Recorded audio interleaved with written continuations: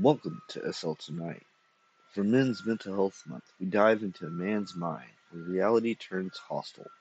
Is it the world or his own fears breaking him? It was impulse. Les pulled the car over to the curb and stopped it. He twisted the shiny key and the motor stopped. He turned to look across the Sunset Boulevard, across the green hills that dropped away steeply to the ocean. Look, Ruth, he said. It was late afternoon. Far out across the Palisades, they could see the Pacific shimmering with reflections of the red sun. The sky was a tapestry dripping gold and crimson. Streamers of billowy pink-edged clouds hung across it.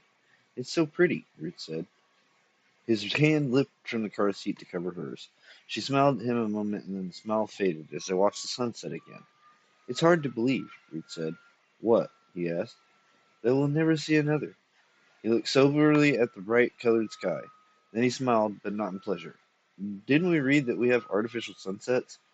He said, you'll look out the windows of your room and see a sunset. Didn't we read that somewhere? It won't be the same, she said. Will it, Liz?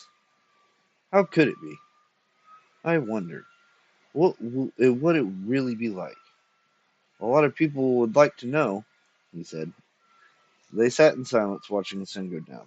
It's funny, he thought. You try to get underneath to the real meaning of a moment like this, but you can't.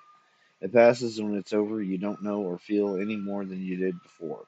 It's just one more moment added to the past. You don't appreciate what you have until it's taken away. He looked over at Ruth and saw her looking sullenly and strangely at the ocean.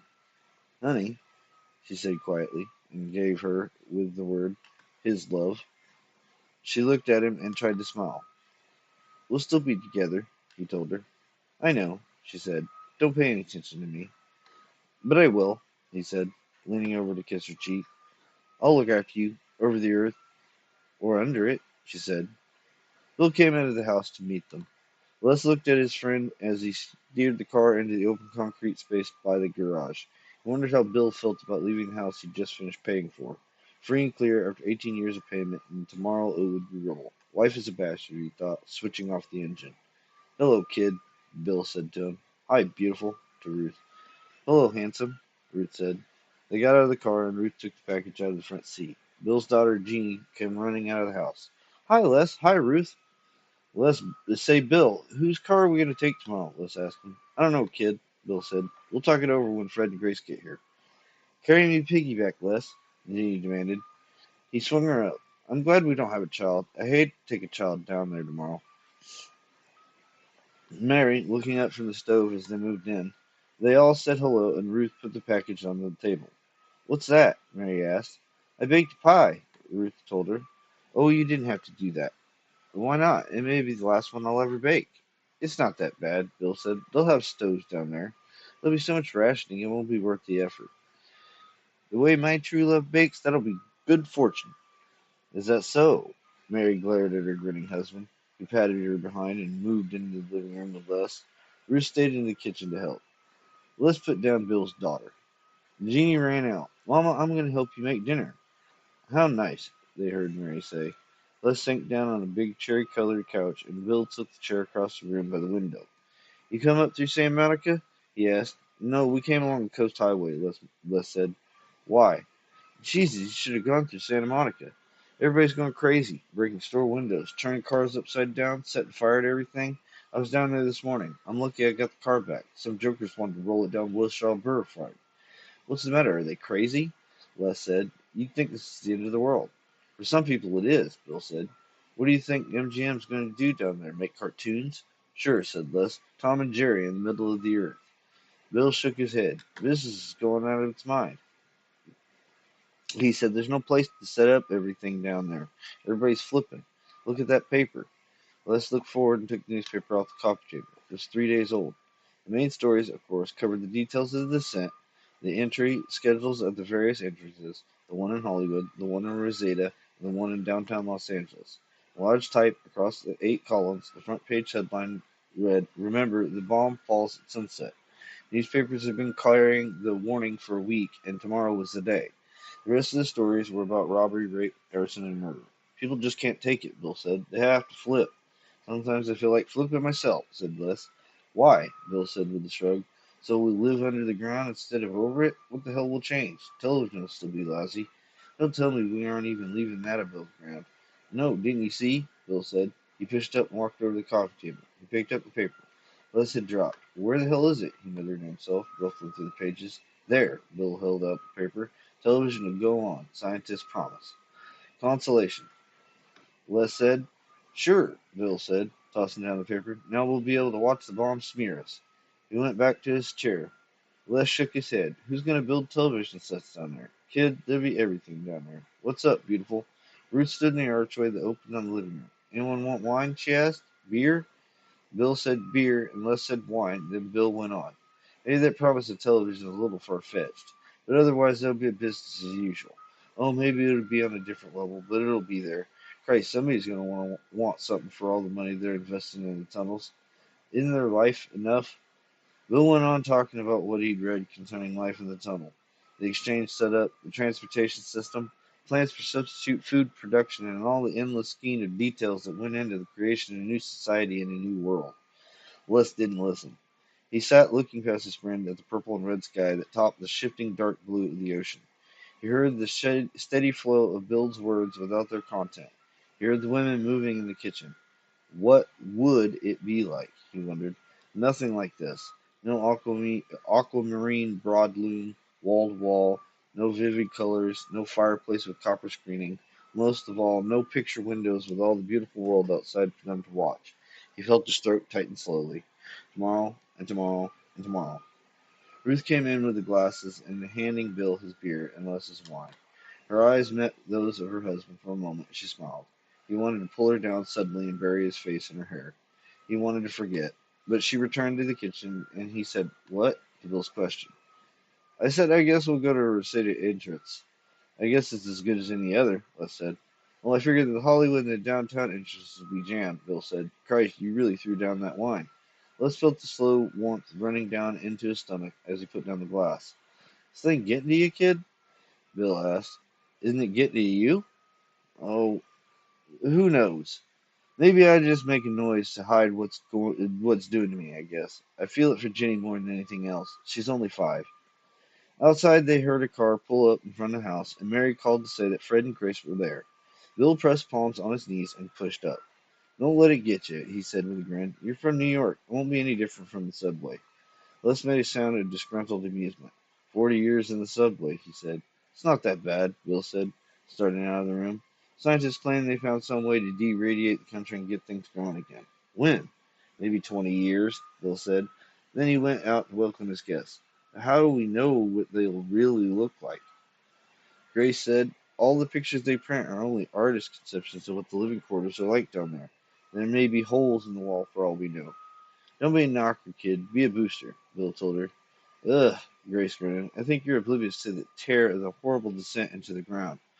They were all in the living room full of steak and salad and biscuits and pie and coffee.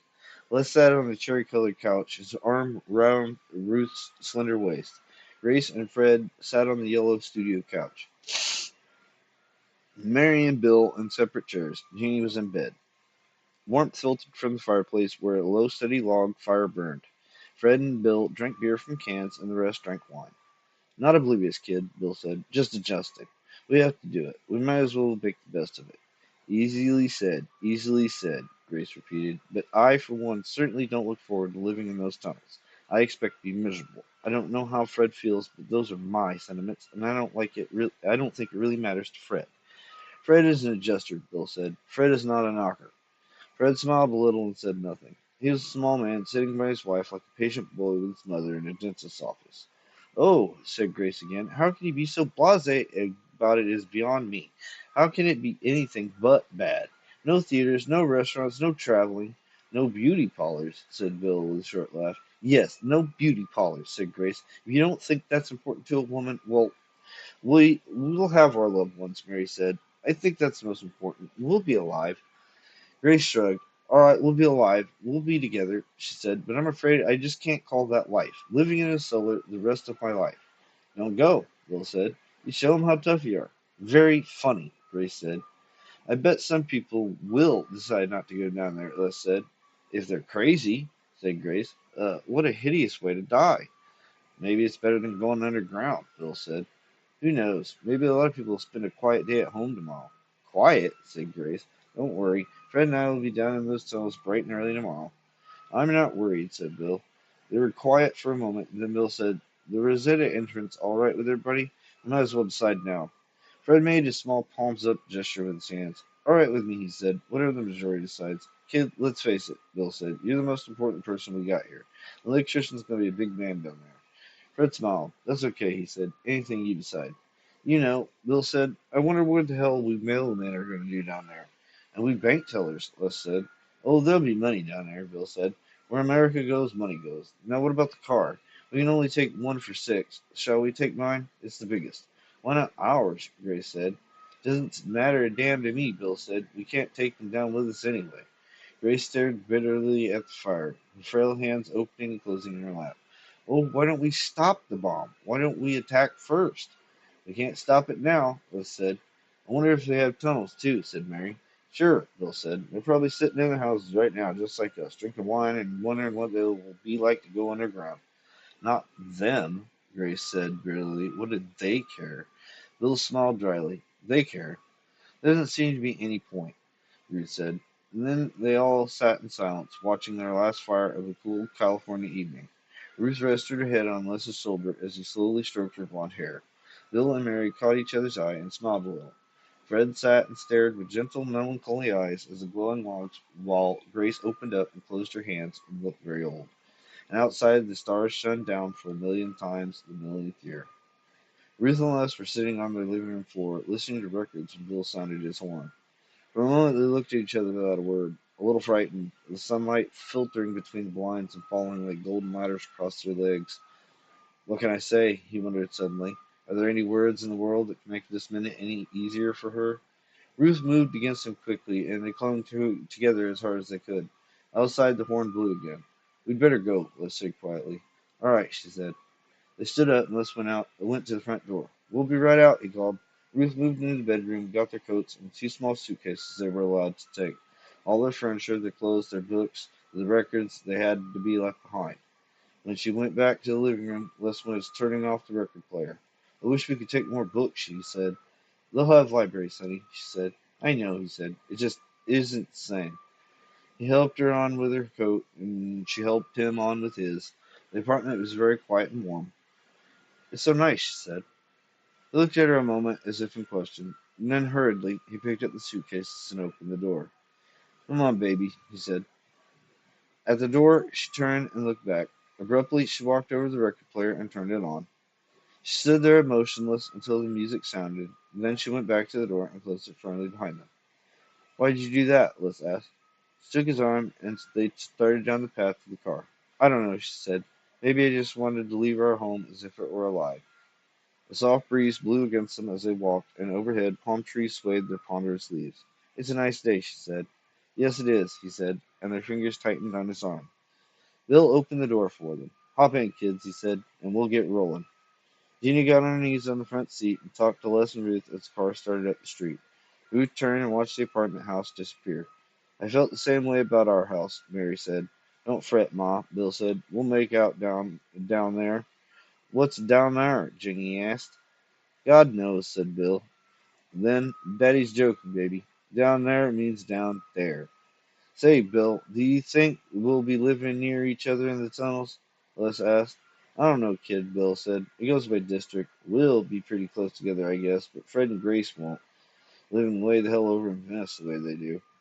I can't say I'm sorry, Mary said. I don't relish the idea of listening to Grace complain for the next 20 years.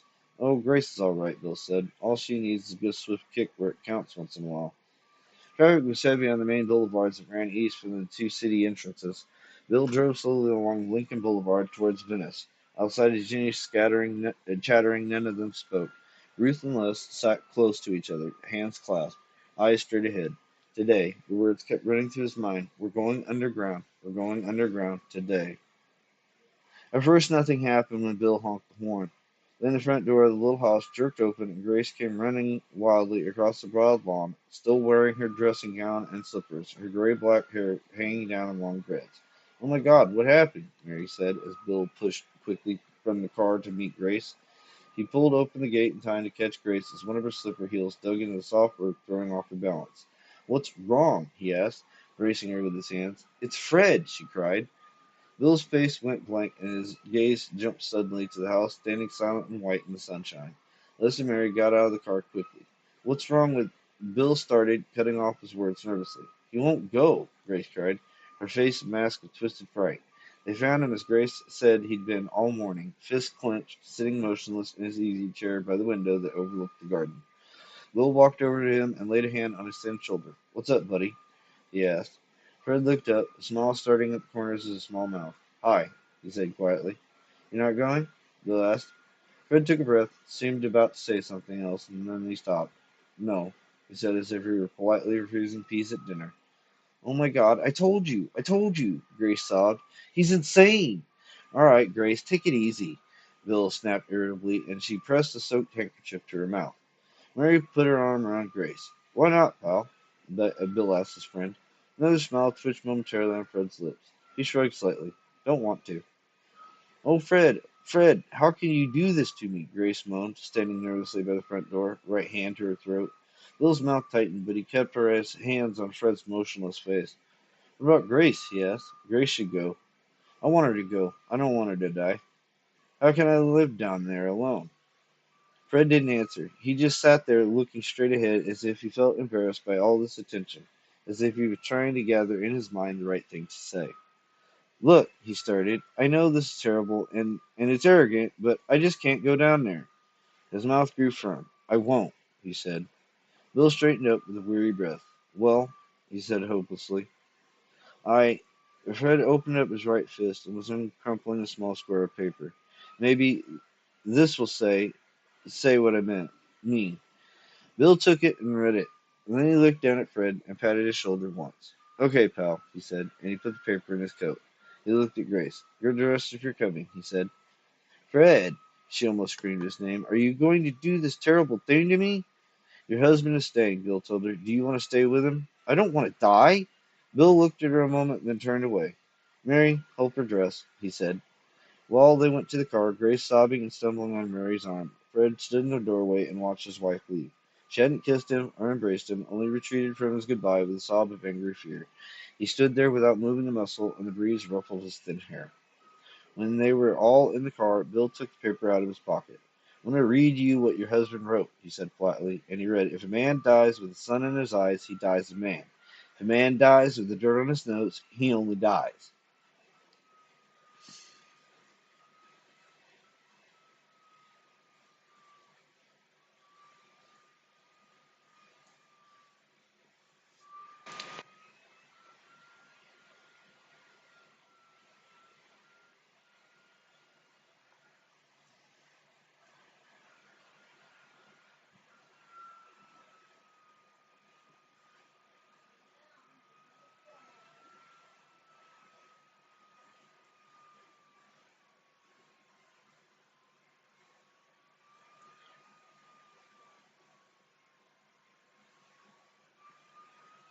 Grace looked at Bill with bleak eyes. Her hands twisted endlessly in her lap. "Mama, why isn't Uncle Fred coming?" Jean asked as Bill started the car and made a sharp U-turn. "He wants to stay," was all Mary said. The car picked up speed and headed towards Lincoln Boulevard. None of them spoke, and Les thought of Fred sitting back there alone in his little house, waiting. Alone. The thought made his throat catch, and he gritted his teeth. Was there another poem beginning in Fred's mind now, he thought, one that started, "If a man dies and there's no one there to hold his hand." "Oh, stop it. Stop the car," Grace cried. Bill pulled over to the curb.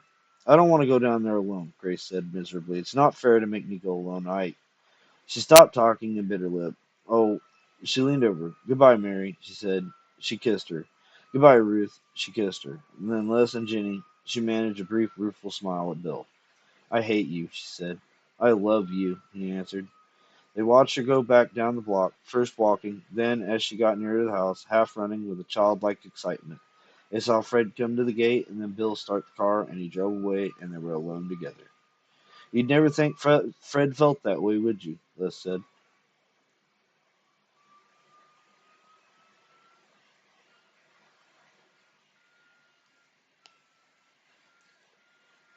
I don't know, kid, Bill said. He always used to stay in his garden when he wasn't working. He liked to wear a pair of shorts and a t-shirt and let the sun fall on him when he trimmed the hedges or mowed the lawn or something.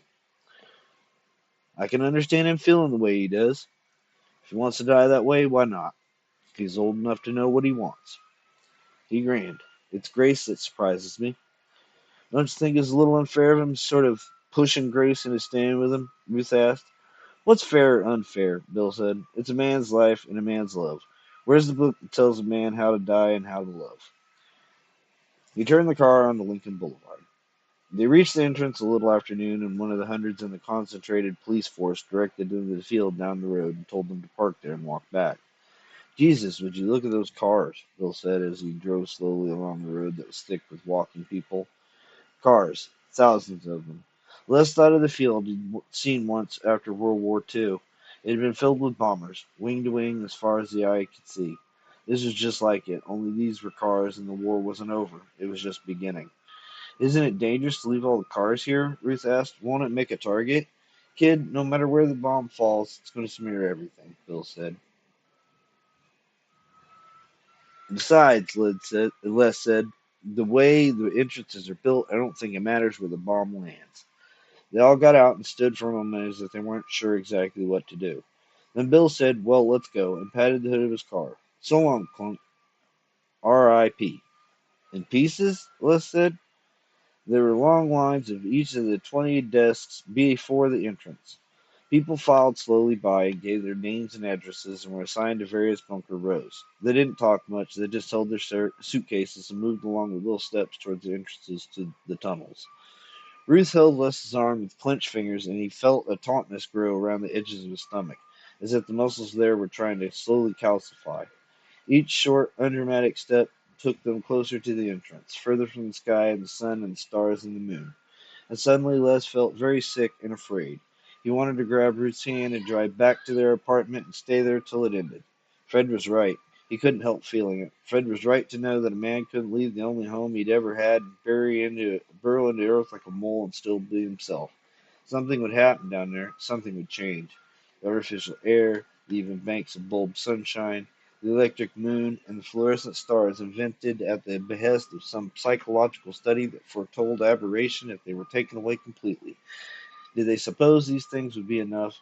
Did they possibly believe that a man might crawl beneath the ground in one great living grave for 20 years and keep his soul?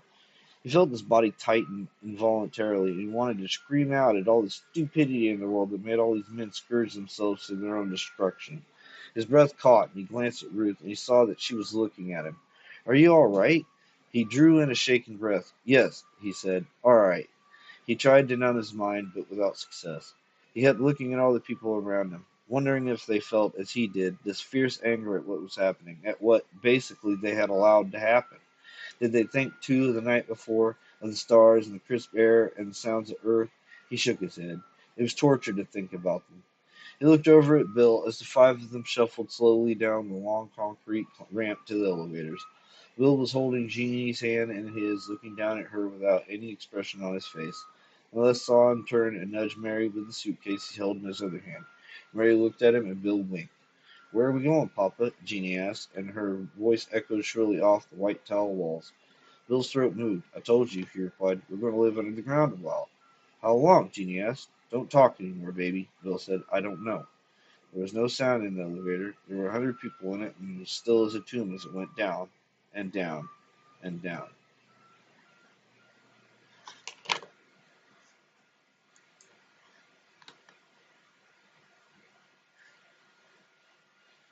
What breaks us when the world feels wrong? Share your thoughts on mental health below and join us next time for more Shadows of the Mind.